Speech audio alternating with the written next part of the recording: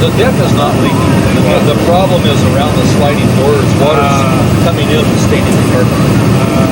And underneath the stairs going up to the deck, the shipboard, there's an electrical room under the stairs. They've got some secure pumps and shipboard's all wet and falling apart. So that's either water leaking in the stairs or I don't think there's anything that could not be remedied. There's just a lot of little things. But the termites getting in scare the hell out of me. Yeah. They're really a bunch of them.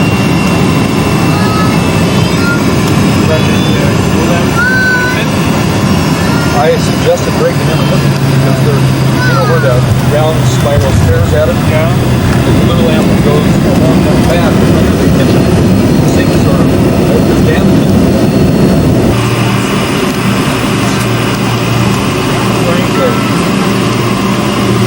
I'm looking real forward. So this is a view from my room at the Mauna Kea Hotel.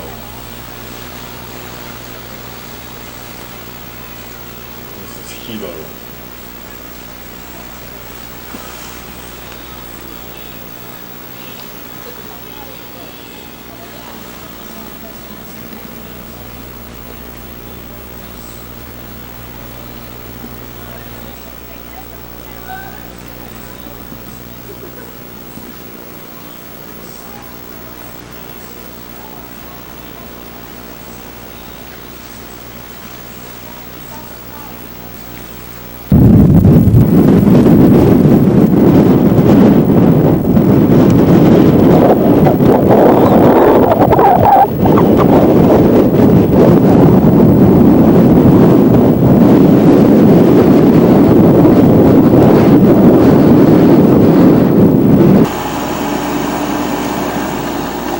Yeah, that is spectacular. Oh, just keep going. I mean, there's less wind noise anyway, which is distracting.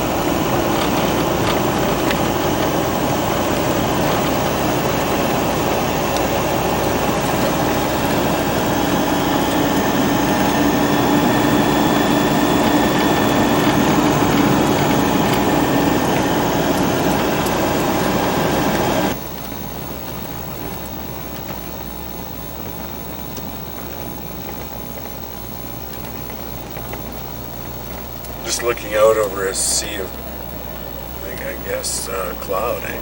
Yeah. I hope we can get to see Maui before too much time goes by. JCMT, right?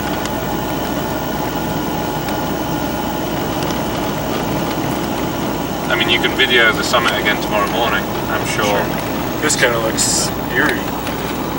This is artistic effect now. I'm sure we won't get all this again tomorrow.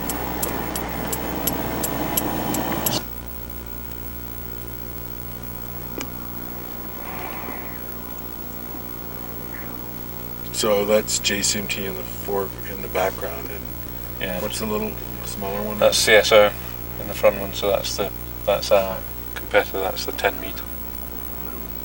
The CFH and Gemini. Yeah.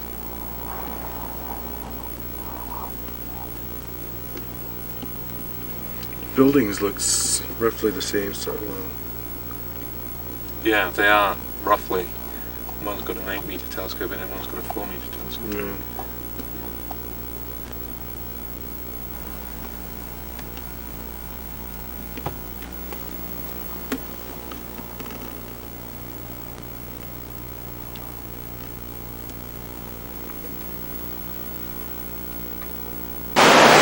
So this is where we are. Amazing.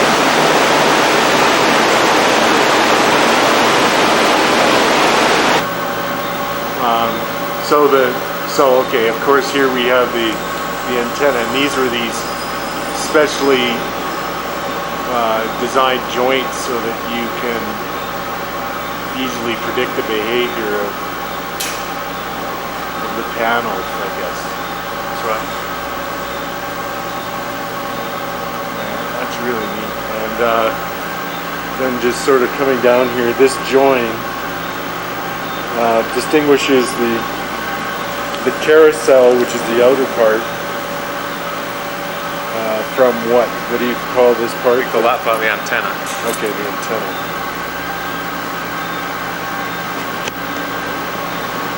And the carousel is moving just to keep up with the antenna.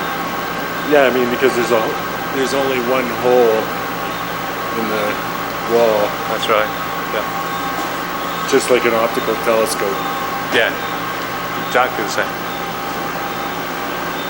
And this, now what were you saying about the foundation of this part with the... Okay, well, why don't we go downstairs a bit? Okay. Platform. Okay. And the mid-level is the mezzanine platform. Oh, okay. So when we talk about mezzanine platform, that's what we're talking about. And I think some UPSs and then were the figured antenna under here. floor Yeah, okay. is that whole bit, and you can pretty much put anything anywhere on the antenna floor. And so you call the mezzanine level, like there's a left and a right, or what do you call these? Like, yeah, so this is the right hand Naismith and the right hand mezzanine. Okay. And there you can see the encoder, black thing with the cable going into it. Yeah. That's the encoder. Now where's Scuba? Scuba's attached to... So Scuba's on the other side. Okay, yeah, there it is. I see right there. Yeah. So it goes through the hole in the elevation bearing.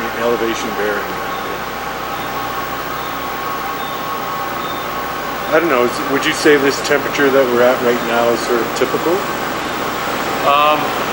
It's pretty cool for July, and it's warmer than is typical for winter.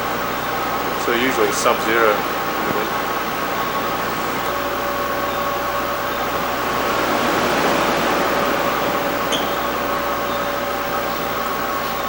So just a top view of these areas here. Come on, we stay. Yeah, I'm puffing a bit too, but I feel okay still. So this is a membrane and that retractable. This is where it's rolled. Yeah, so it just rolls off on this drum. What's the membrane made of? It's Gore-Tex. Okay.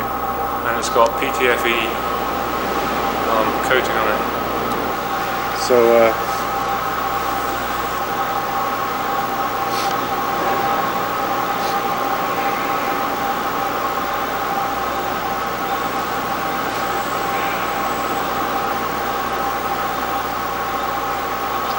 there are all the panels. Do you adjust these panels? What's your routine again for making panel adjustments? We have a 94 gigahertz transmitter on the roof of Yucca, and we map the beam of the telescope, which takes about 2 hours. Oh, okay, right. And then do a phase retrieval holography based on which gets us about 6-inch resolution on the panels and an RMS of a few microns in the measurement, although there are strong systematic errors which we have never got on top of. So that takes about 2 hours of observing and can be done during the daytime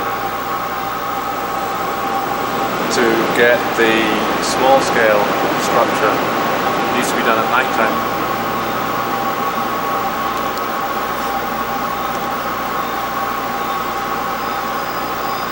So there's one moving each side of that joint, or is there a shared? No, there's two orthogonal axes coming in. So that node two panels share that node. But is there two axes there that I'm seeing? So I see something that looks like it's running in one direction, where another looks like. What do I see as sort of a flat? On the left-hand one, I sort of see a flat bar that's parallel to my plane of view. And there's another on the right side. It looks like it's at right angles, but it's a plane normal to the first one. Is that? No, I think one should be a mirror image of the other. Oh, okay.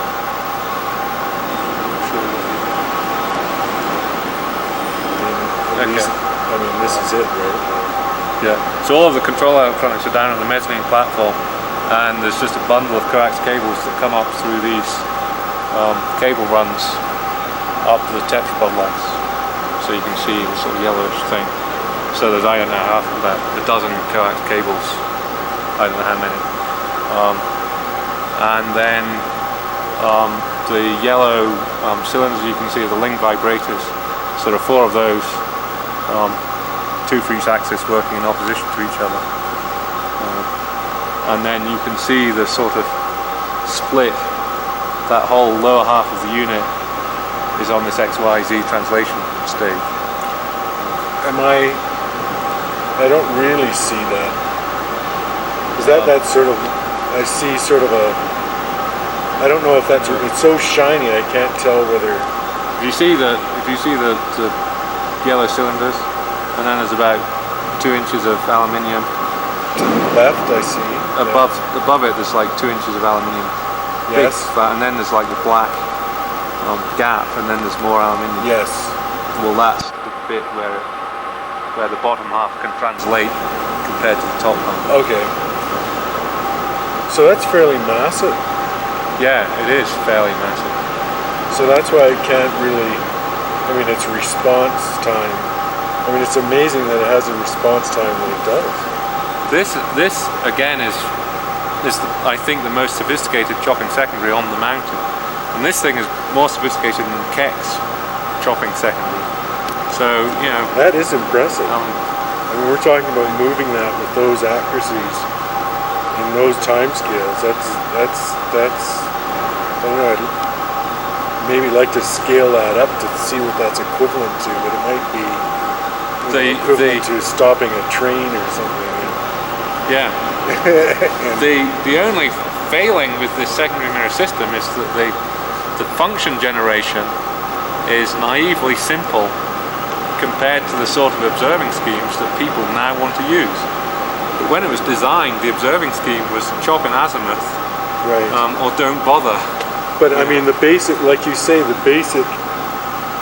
tough part's done. Tough part's done, yeah. And which is the actuator and servo system. Yeah. And I mean, commanding it to do sort of arbitrary waveforms should be the part that the designer left to the student, sort of thing. Indeed, yeah. Yeah, nobody told him what waveforms he wanted, so he sort of said, well, I'll do square, triangle, sine wave, yeah. This is the location of where the that's the Naismith platform. The Naismith platform, but where the front end, I guess, the beam. Let's see now. The beam rotator will be located, I guess, on the end of that bearing. Let's see. I don't think it can bolt onto so that black cylinder is the encoder, and I don't think it can be physically mounted on there, but it has to sit, so it's on the axis of that. So I guess it'll be, mounted off that cantilever or something, and then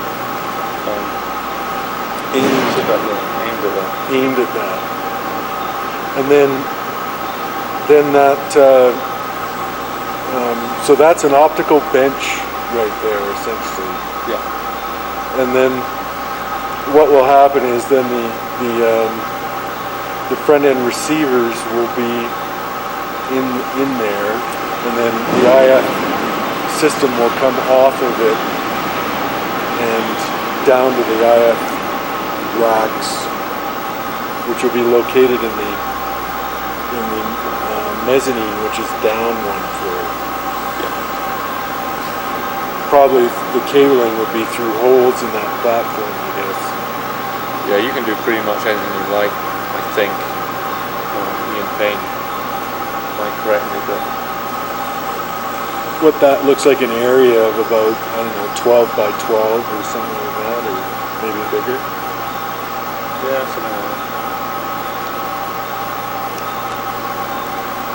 The only thing I'm not aware of is if you would ever have to compete with any other instrument for space.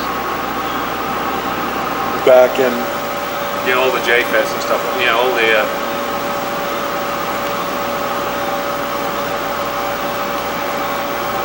a lot of the amplifiers. All of that stuff. Yeah, I don't really have to narrate this because Bill will. Antenna control console. So this is the VME micro that is doing the servoing at the moment. And those big fat hefty cables that are coming in are the 24-bit parallel encoder inputs. And then those wires are going out to the... So do you experience condensation and problems?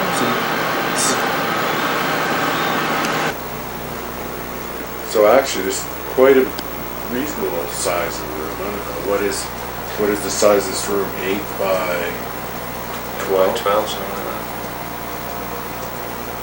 Ceiling's not very high. No, the ceiling's what? 6 feet? Well, maybe a bit. 6.5. Oh yeah, 6.5. That's just an existing sort of size of the cabinet. And there's no air conditioning in here, or minimal right now? Nothing, just that fan.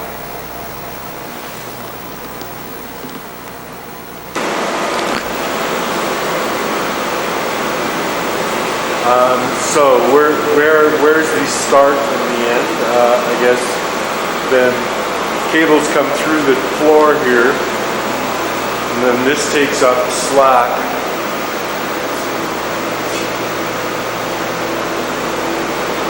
And then cables go up, what, through the, just anywhere? Anywhere they like, basically.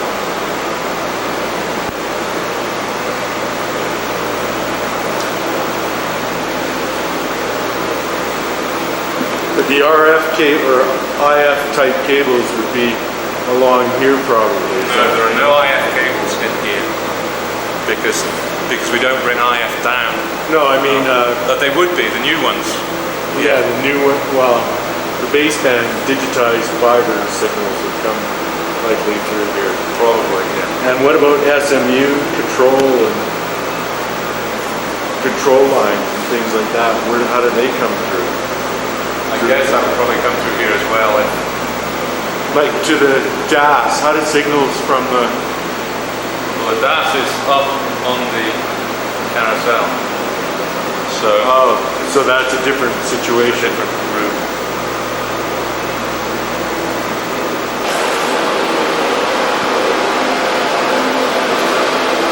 I think you should do all of this again with Ian and Bruce and Duff if you don't mind.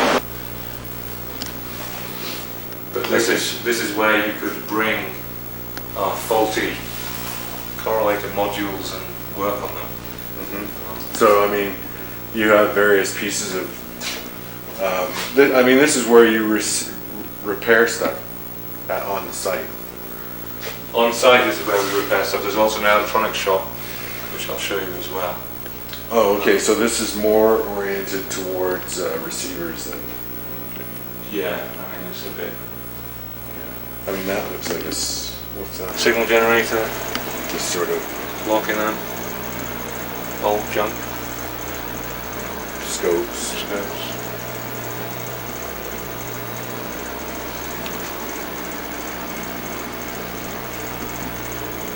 Big R equipment room.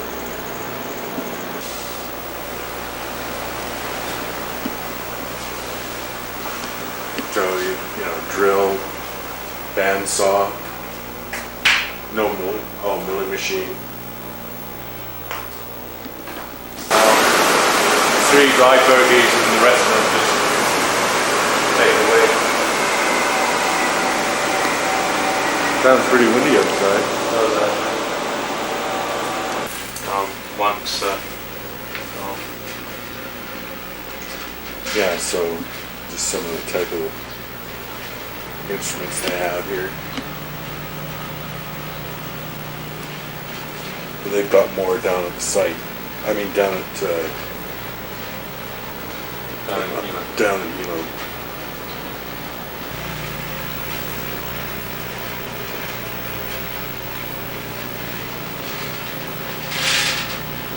Carousel. Oh right, no, this was discussed.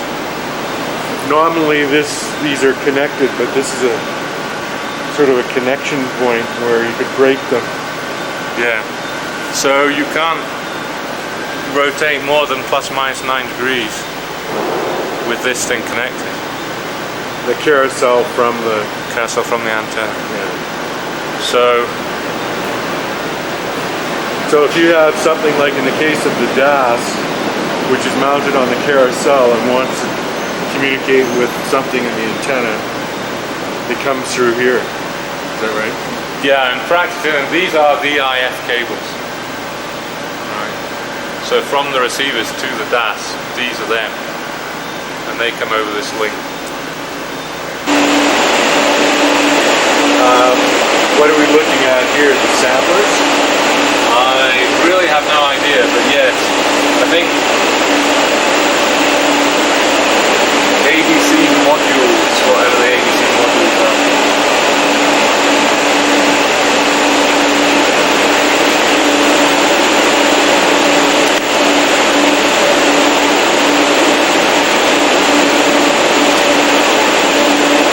Neil can explain all this to you in glory.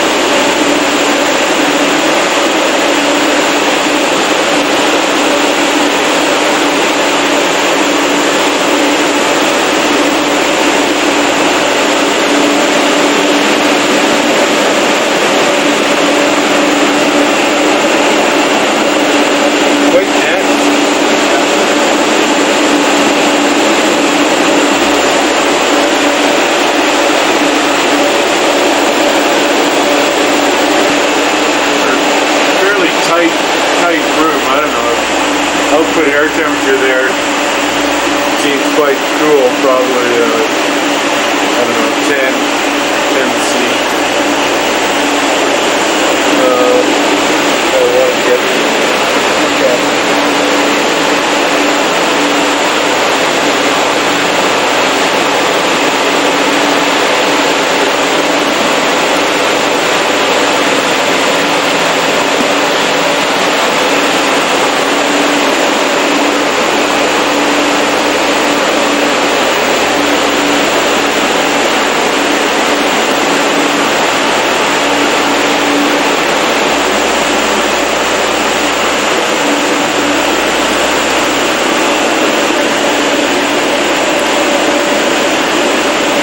I see, these are all HPIB extenders.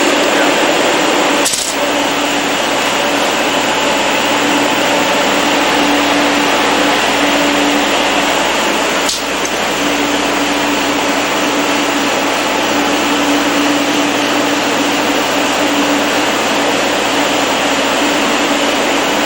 10 base T is used extensively. Yeah. Well, pretty much just within this room, really. But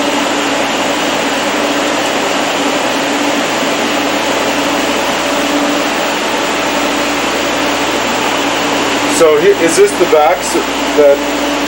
What's this? Okay, so this is the 4000 Model 90 that basically runs everything. So the SMU task, the telescope task, the instrument task, all run in this thing.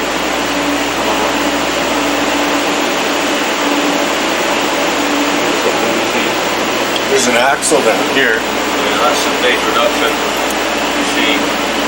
Okay, this is the machine that runs scuba. So that's scuba down there.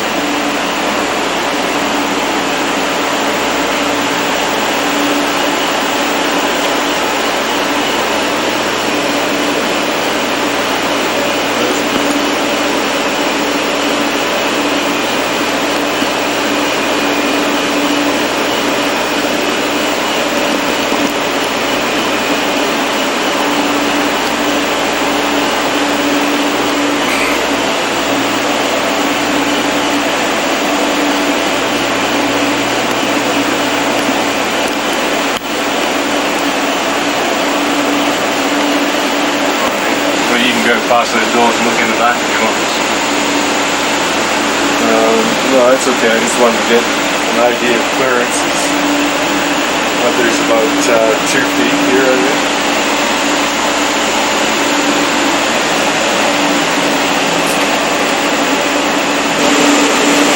So here are the scuba supplies.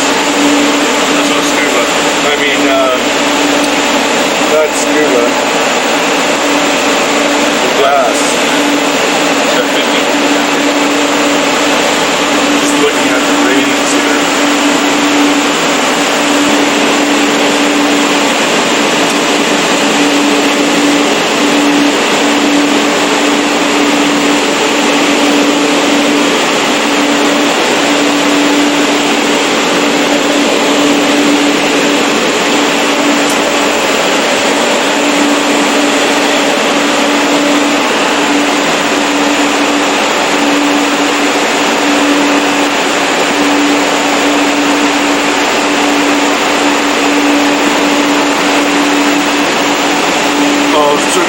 Shielded wrap cable.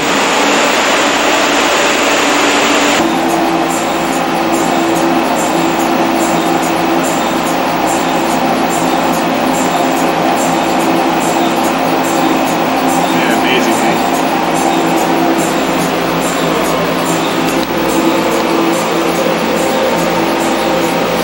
Then reflected off. Yeah, so this is set up for scuba right now. So it's going out. Well, actually, I tell a lie. It's set up for holography. Is it? The bolometer array is in there, right? Yeah, we can have a good look at that on the way back out.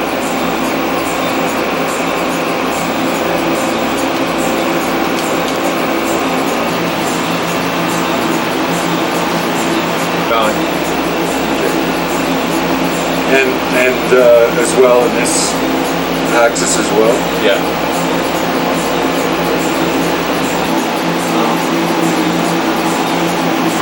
Sure. Say again. Okay. Okay.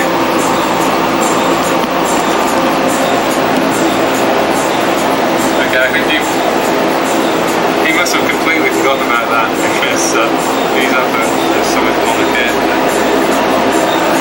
So, okay, I'll certainly tell him you called.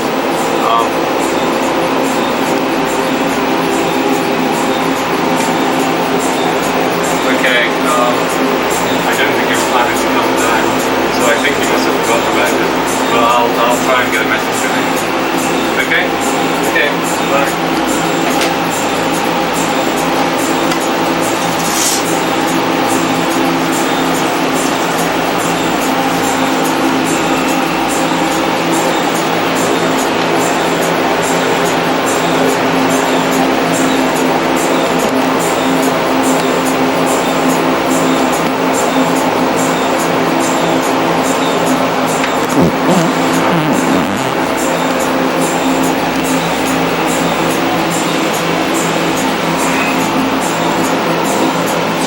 Exam day.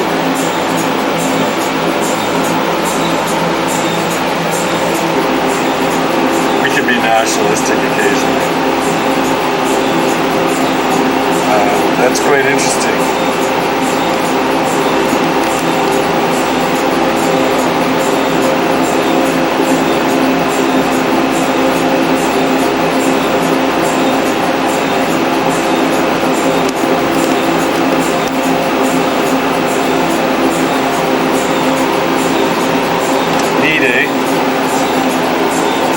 like all those lights. So this is some sort of bar chart with a numerical display. Those are quite fancy. I wonder if you found those. So that's the display of the receiver temperature as calculated by the micro. So it can... Maybe I can dig up the schematics and use those in ours.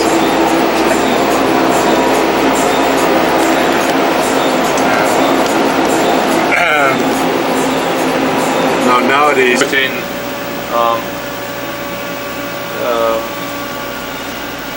what's this isolation electronics? This is basically the I can't remember, Neil can tell you. I think this is the thing which takes the Master patch panel, what do you mean? For what? okay, for any of the signals that you want to get into the receiver cabin basically Oh, okay. come through here first.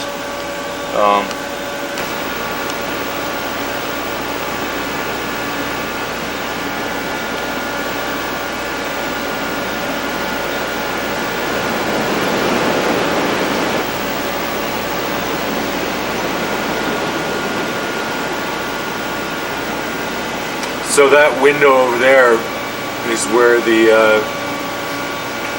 kilometers reside. I mean, on the other side of it, I guess. Yeah. No Union Jack, but university sort of drive. Eh?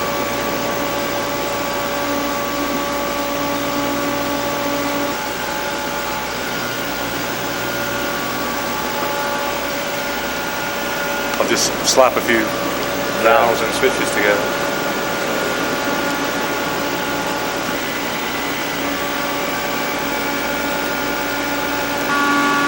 So you're not worrying too much about condensation in here either. Oh no. Do you know what the tip thermometer is indicating? No, I don't.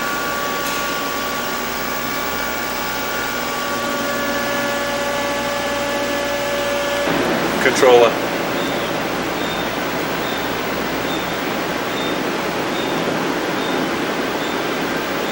So it's just got a BME board just hanging out there. That take the various And they had problems with those? yeah, with noise getting into the DSP chip and causing it to So B-bender, eh?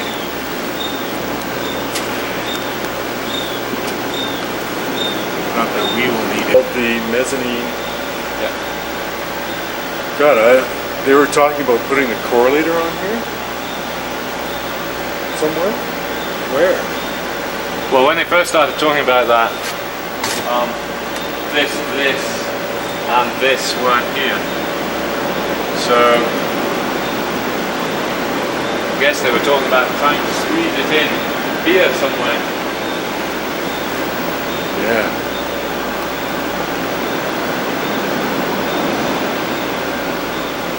Good. Although the thing is I guess you guys don't want too much heat wafting around. Yes, that's definitely.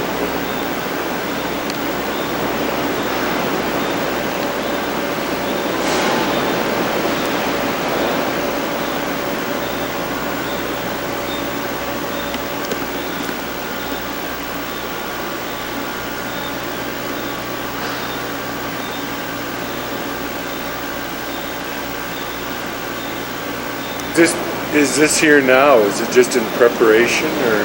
No, we have a visitor instrument, Fourier transform spectrometer. They bring the whole thing. That's a rather large unit, but You think that's about a 7-ton, 6.5 to 7.5 ton? The only thing I've seen is 15 It looks like kilowatts. it. This is the compressor for gas. It's a compressor for the air conditioning unit for the dust.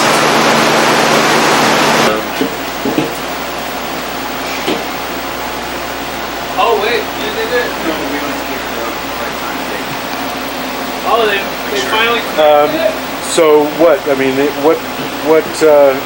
They have these. We like to make sure we. Why do they have so much storage? I mean, they're reading out the. Oh, that's they did. They read out the array. Array. Every millisecond, potentially. I thought you couldn't read them out that fast. Reading infrared is different from. Yeah. These are small arrays, like 2x6 by 2x6 square. But they read them out very quickly. I don't even know what I'm looking at. That's the continuum imaging camera, infrared camera, I guess.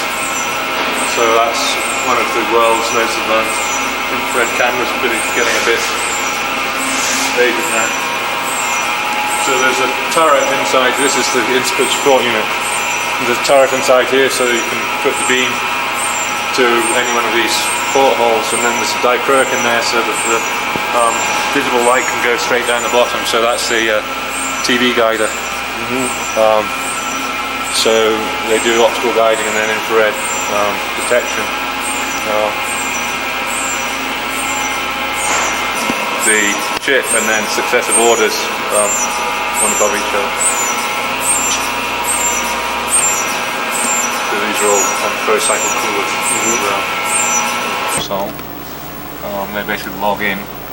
It's all BMS, all the tasks run on here.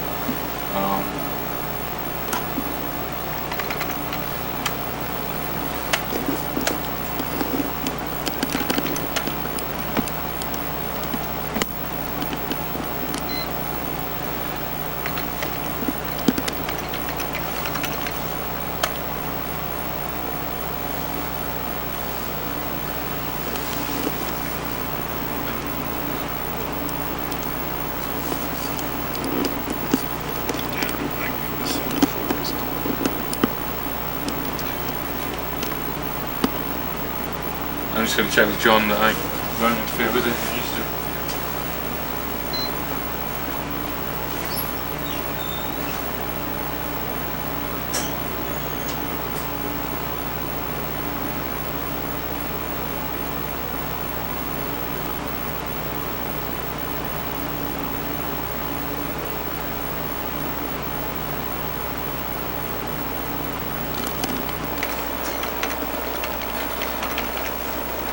This is an ICL procedure, so this is all ICL, which is, so it's got these parameters, right? And this is checking a load of stuff to find out whether you want to start the chopper or stop the chopper. And then finally it's calling this low level one, so that's the one I should have listed. And so, this is doing TMU load, control load, interrupt load, so all of these things load the tasks. So I shall run that. Okay, so now I'm loading all the Atom tasks one by one. So loading creates a sub-process, a VMS sub-process, starts the Fortran program running in that sub-process. It runs through its initialization subroutine, and then sits waiting for something to appear in its mailbox. So the screen task is loaded, so that display downstairs will be aligned. Okay, so the telescope task is loaded, discovered that we're pointed at 87 degrees, loading the secondary mirror task, enabling the tables. So I mean, this sort of thing is an action which is run from the load procedure, which sends some low-level commands to the SMU. So we get this sort of status display that various things flash and are underlined. This is all pretty crappy.